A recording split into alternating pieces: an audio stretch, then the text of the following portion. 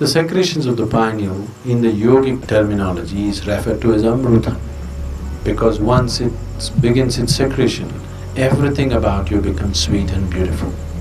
It is not the sexuality which limits it, but it's the excessive identity with the physicality which limits it. If you make it too big, you will become perverted in your head. If you try to obliterate it, you will become even more perverted in your mind.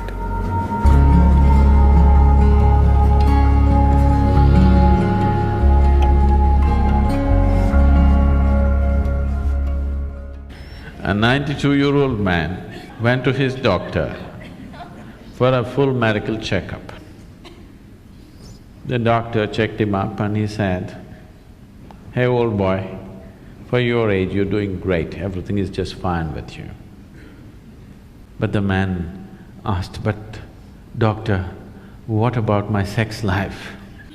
So the doctor asked, "Thinking about it or dreaming about it?"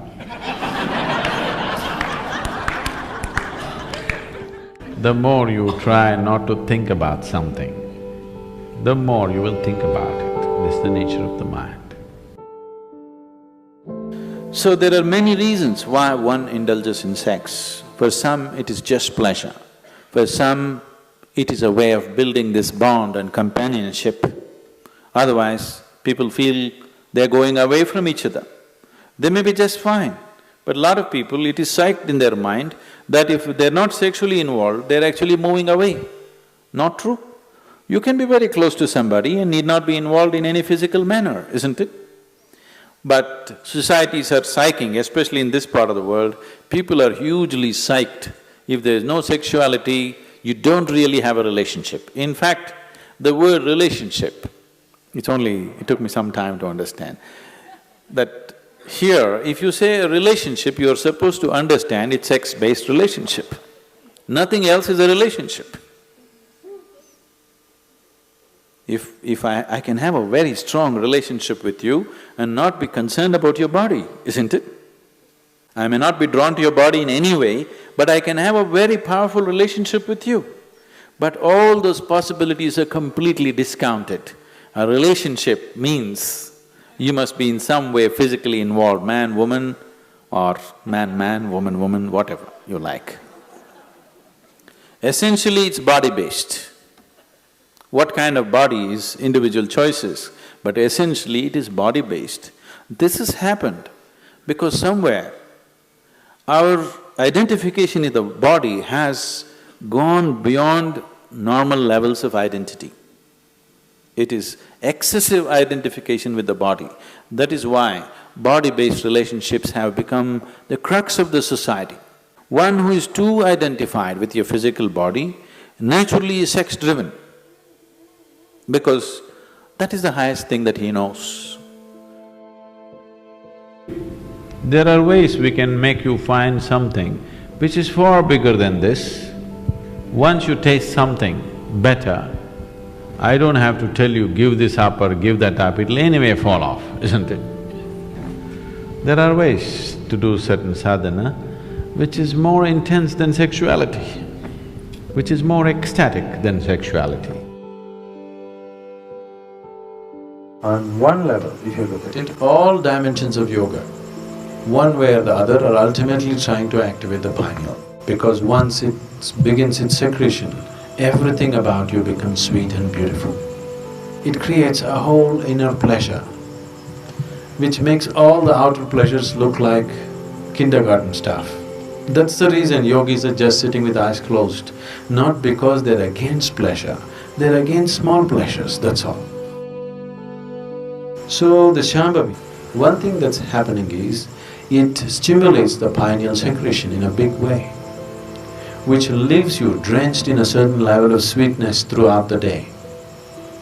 It just leaves you in a certain state of ecstasy and blissfulness because the pineal gland is active. This is one aspect of your physiology which is very close to your consciousness. The rest of the physiology is about survival, but pineal gland is one aspect of your physiology which is very, very close to transcending the physical. In the yogic traditions, this sweetness is referred to as amrita or the ambrosia or the elixir of life. One drop, if it comes into the system, suddenly the whole system just cools down, the whole system is lubricated, functions at ease, the desperation in the system is gone, the desperation in the mind is gone. So, ambrosia means you found your own pleasure. If you're extremely joyful within yourself, you found the amrita within yourself. You're an extreme state of pleasantness. Now, being with people, not anymore about squeezing pleasure out of them. Being with people is just being with them. Only now you're truly capable of love. Otherwise, it is just a open sesame trick. I love you means, whether they believe you or not, for that moment they make themselves believe you. Because they are also in need of something, you're also in need of something. Isn't it? It's like Alibaba under 40. Open sesame means it opens. This is just like the I love you means many things open up. Now, by doing this, I'm not saying it's right or wrong, that's the way people conduct their life, there's nothing to it. But by doing this, the true possibility of knowing an intense sense of love within you is lost.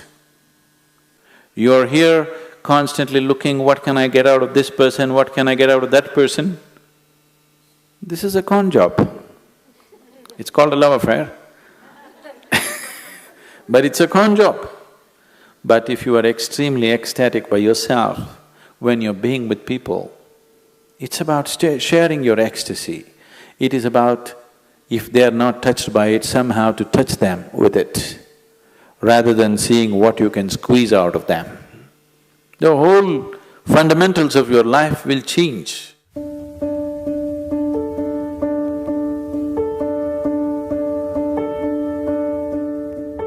Yes and no. In the sense, it is not the sexuality which limits it, but it's the excessive identity with the physicality which limits it. So, it is not sexuality per se which becomes the barrier, but the attachment it creates to the physicality which definitely becomes the barrier.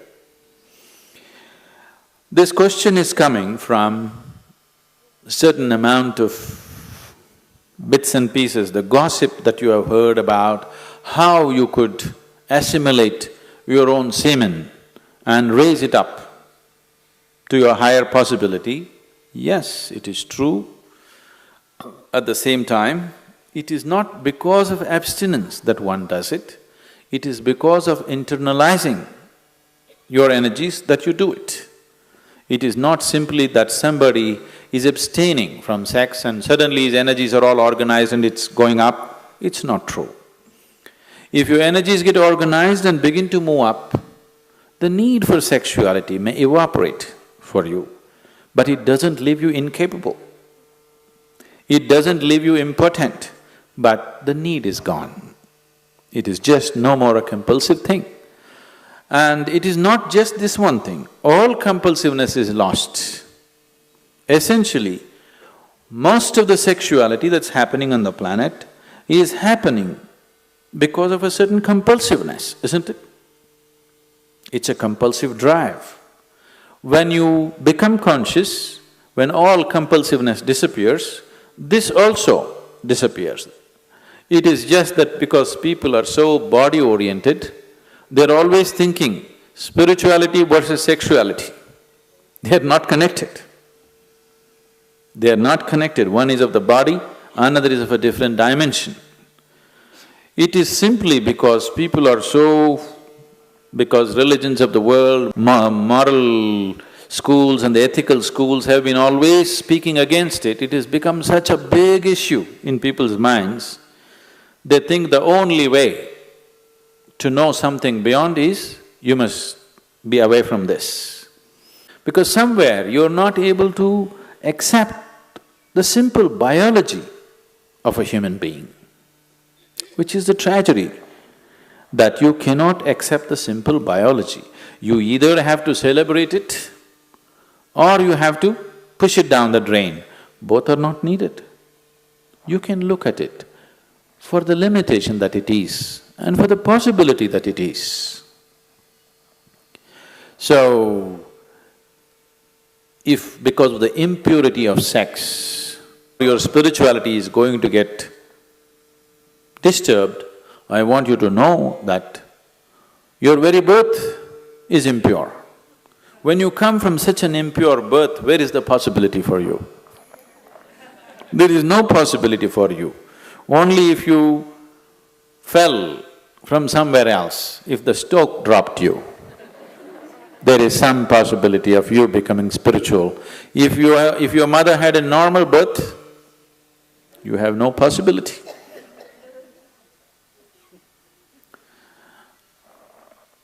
A 6-year-old girl came home one day from school and asked, "Mama, how was I born?" The mother was embarrassed. She said, "A stoke dropped you." She said, "Okay." She noted down. "Mama, how were you born?" "A stoke dropped me too." "Mama, how was grandmama born?" "A stoke dropped her too." Then the girl became serious and she went down and sat down and started writing something in her homework. Then the mother was feeling uncomfortable, she finished her cooking and then the girl had finished her homework and left the book there, she went and read. So the essay was about the family tree. So the girl had written, "For 3 generations in my family, nobody had a natural birth."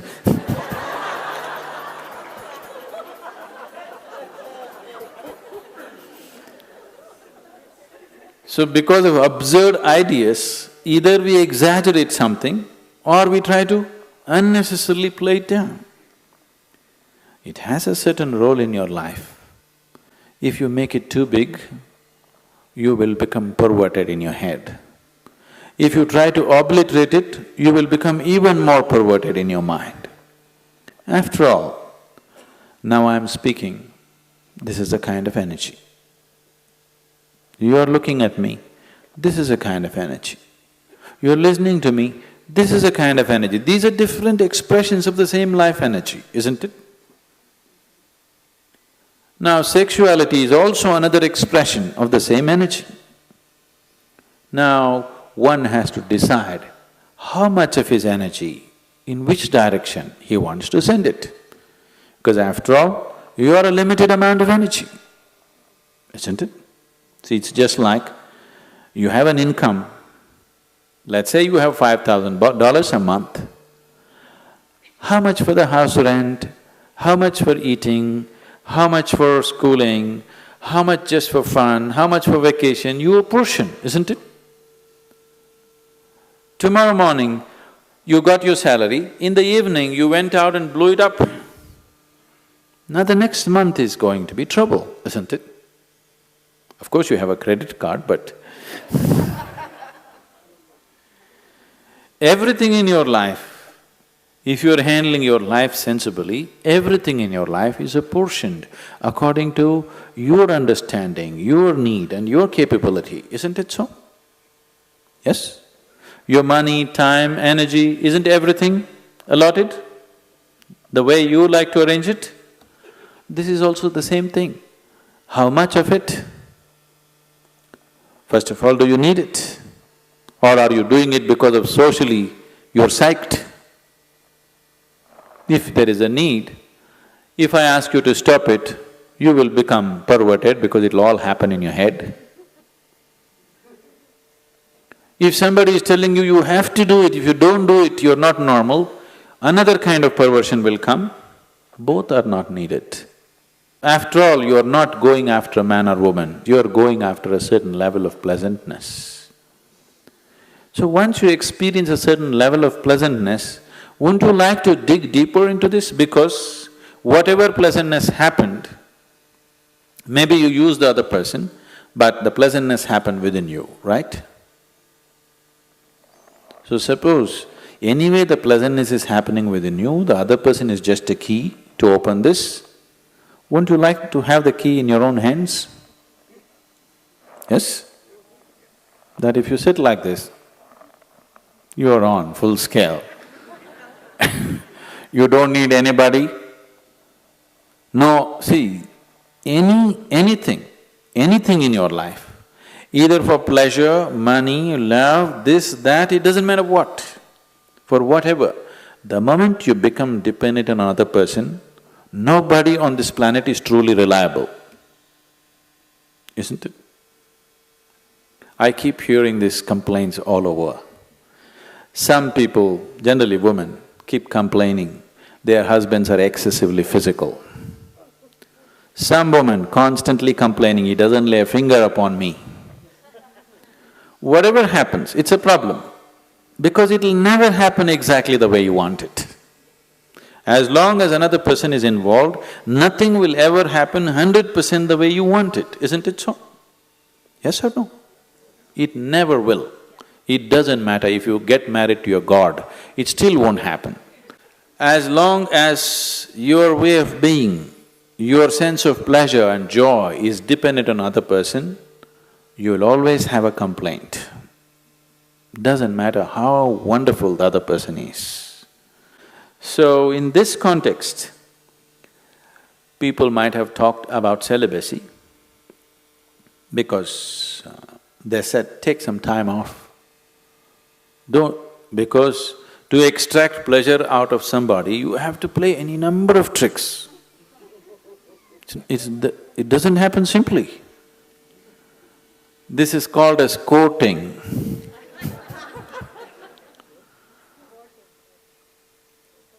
Once you go to the court, the judgment day will come. It takes enormous amount of time, effort, energy, and all kinds of other things, frustrations, jealousies, problems, everything attached to it. So somebody said, take time off from those things and see if this could be internally generated, and then being with people will become more out of your love than out of your need, which is definitely a better way to be with people, isn't it? It is definitely a better way of honoring another human being, isn't it so? Give this a little more attention. Instead of paying attention to that one and that one and that one, give this one a little more attention. It will produce much more pleasure than any other one can produce for you.